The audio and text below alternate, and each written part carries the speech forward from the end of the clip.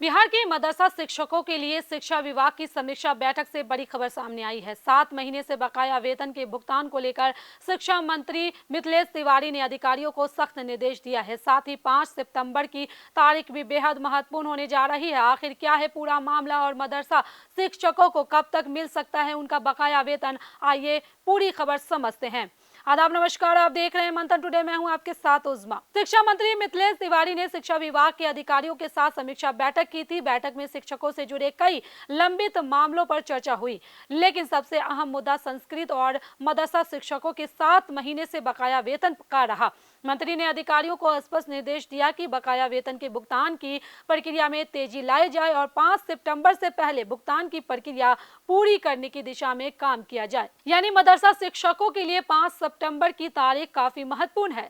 सरकार की कोशिश है कि 7 महीने से वेतन का इंतजार कर रहे शिक्षकों के बकाये वेतन की प्रक्रिया को इस तारीख से पहले आगे बढ़ाया जाए। लंबे समय से वेतन लंबित रहने के कारण मदरसा शिक्षकों के सामने आर्थिक परेशानी बनी हुई है। ऐसे में शिक्षा मंत्री के इस निर्देश से उन्हें राहत की उम्मीद जगी है। इसके साथ ही शिक्षा विभाग ने आवेदन प्रक्रिया को लेकर भी बड़ा बदलाव किया है। मंत्री ने कहा है कि 5 सितंबर के बाद ऑफलाइन आवेदन बंद कर दिए जाएंगे। इसके बाद शिक्षकों को अपने मामलों से संबंधित आवेदन सिर्फ ई शिक्षा कोष पोर्टल के माध्यम से ही देना होगा। यानी जिन शिक्षकों का कोई लंबित मामला है उन्हें समय रहते अपनी प्रक्रिया पूरी करनी होगी।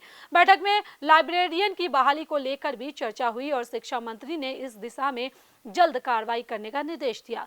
वहीं बिहार शिक्षा सेवा के नवयुक्त अधिकारियों को प्रखंड शिक्षा पदाधिकारी यानी कि वीडियो की जिम्मेदारी देने पर भी विचार किया गया। प्रखंड विकास पदाधिकारी को भी इस जिम्मेदारी के लिए प्राथमिकता देने पर चर्चा हुई।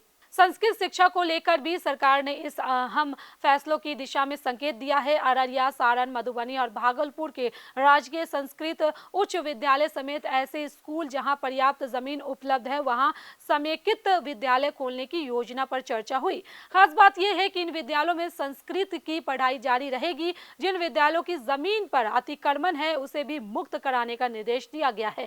साथ ही संस्कृत शिक्षा के विकास और उत्थान के लिए एक समिति गठित की जाएगी जिसमें संस्कृत विषय के विद्वानों को भी शामिल किया जाएगा। अब बात करते हैं 19 सितंबर की पटना के ज्ञान भवन में सरस्वती विद्या निकेतन के रूप में कार्यरत मॉडल स्कूलों के प्रधान अध्यापकों की कार्यशाला आयोजित होगी। इसमें स्कूलों की शैक्षणिक व्यवस्था और गुणवत्तापूर्ण शिक्षा को बेहतर बनाने पर चर्चा होगी। शिक्षा मंत्री ने सीएम सहयोग पोर्टल पर आए मामलों की भी समीक्षा की और अधिकारियों को तय समय सीमा में शिकायतें और समस्याओं का समाधान करने का निर्देश दिया।